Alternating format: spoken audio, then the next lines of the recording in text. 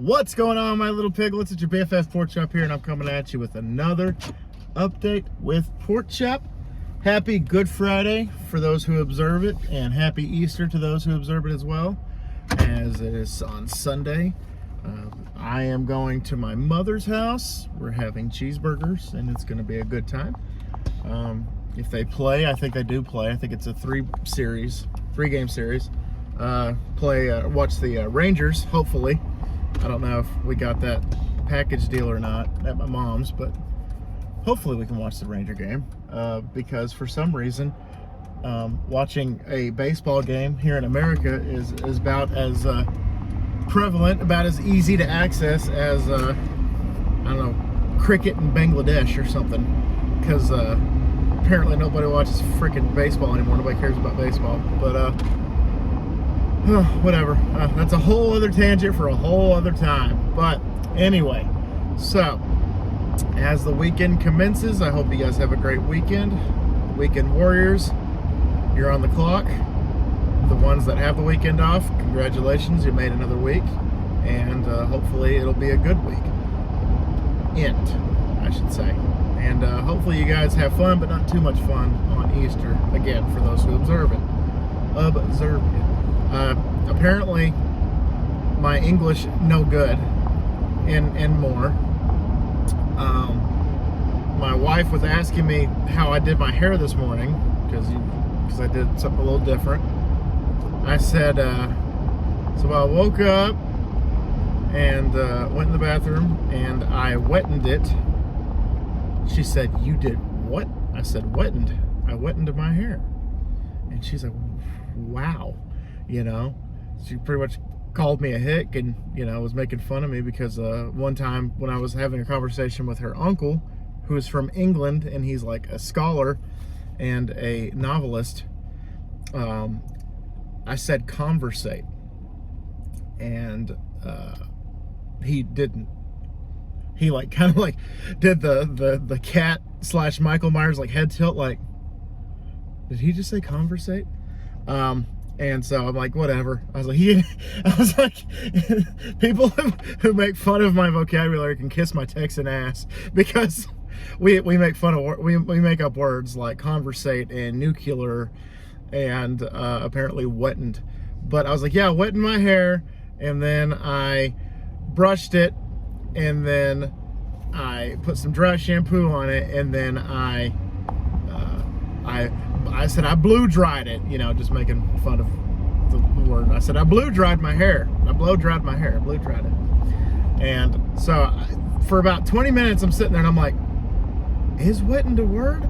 I would have heard it somewhere. I didn't just make it up. I didn't just pull it out of my ass. Conversate was another word where I'm like, I've heard that word before. I've heard that term before. Conversate. It's converse, but in the South it's conversate. I don't care what anybody tells you. I don't care what anybody says. It's conversate down here in the South and in Texas.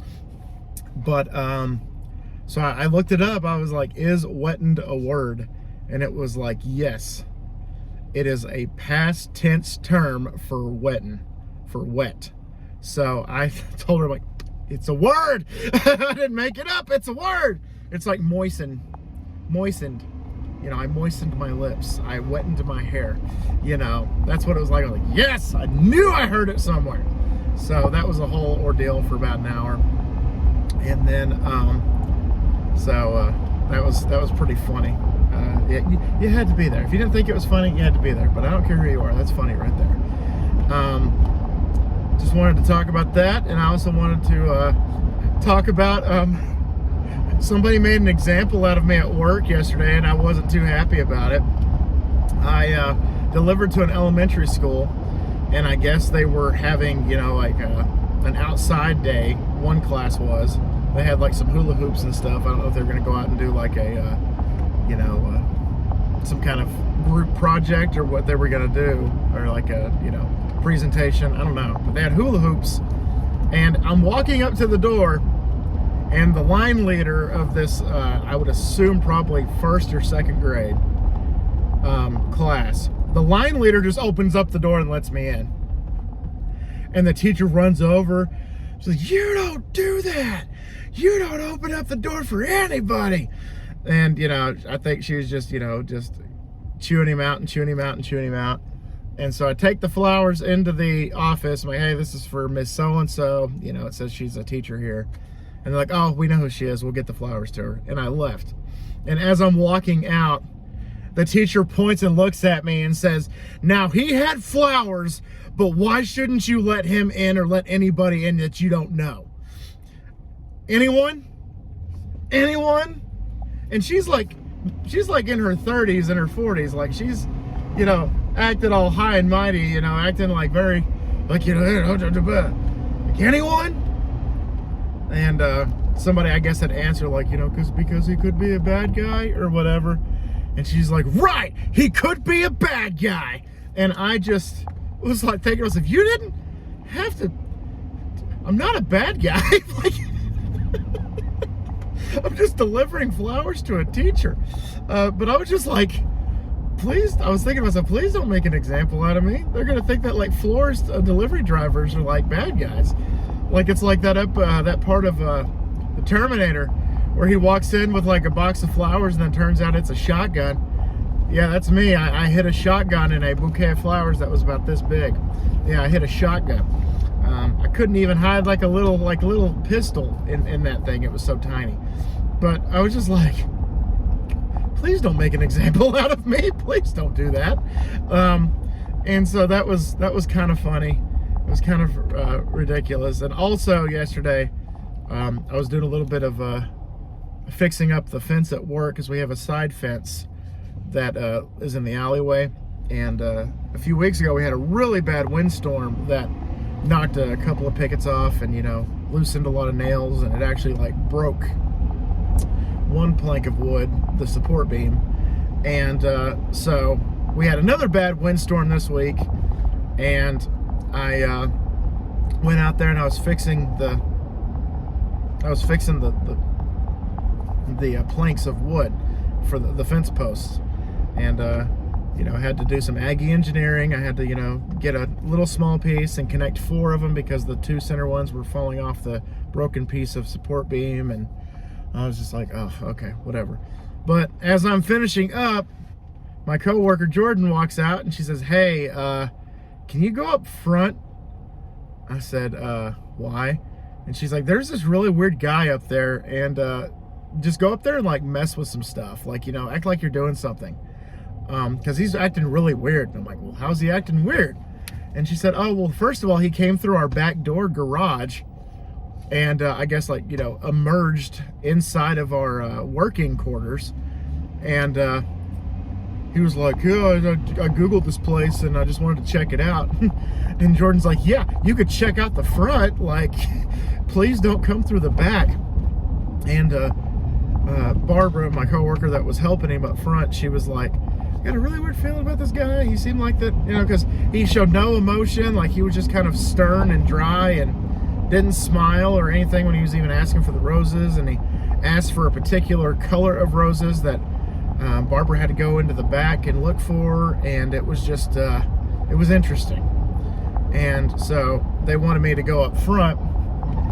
And Barbara said his demeanor kind of changed when I came up front. So I don't know how true that is, but I was like, yeah. Yeah, I could take that guy. But because he had like, you know, a support the troops, a little license plate thing. And I'm like, if he was former military, he probably would have kicked my ass, but I could have given it a shot. But no, he bought a bouquet of flowers for, I guess, his girlfriend or whatever. And he took off, but he was just acting kind of weird, I guess, you know. Not very prevalent to, I guess, interacting with florists and stuff like that. So that was also another story that I really had to tell y'all, because it was just like, yeah, I intimidated somebody. Yeah. I don't think I did, but it was nice. It was a nice thought. It was a nice thing to think about. Anywho, so this week on the channel was a update, a Tuesday food review, a Thursday food review, a TikTok, the vlog for today, and then the Dallas Aggies tomorrow. So, and also, community tab, I need y'all to participate in a couple polls. I have a couple polls going on. One ends next week, and that is which retrospective do you want me to do, Nightmare on Elm Street or Saw? If you guys haven't voted on that yet, go vote on that. I greatly appreciate it. And then the poll that I have expiring midnight on Easter is which food favorite do you want me to do next week? It's between Domino's and Burger King. So whichever one of those sounds more appealing, go vote for that. You have until Sunday at midnight. So if you could do that and you haven't already, I'd greatly appreciate it. I told you guys that I have Tuesday food reviews lined up throughout the entire month of April. Well, now I have 2 food reviews for Tuesday lined up for May. So I have 2 already for the month of May, and I have the entire month of April taken care of. I feel very accomplished. I think I'm gonna go do a couple more, find a couple more little, trinkets and potential trash items and review those and see if they're any good. But I'm very excited about that, and looking forward to the results of the poll for this week for the food favorite. And when I get home, I think I'm going to do another TikTok about the I can't post it on YouTube because of copyright infringement, but I have been posting music challenges. For those of y'all that aren't on my TikTok, what I do is I give myself 3 minutes and I use the it's called the Latter, L-A-T-T-E-R filter. And what that is it randomizes a letter above your head. And what I do is I give myself 3 minutes to name 10 songs that start with that letter above my head.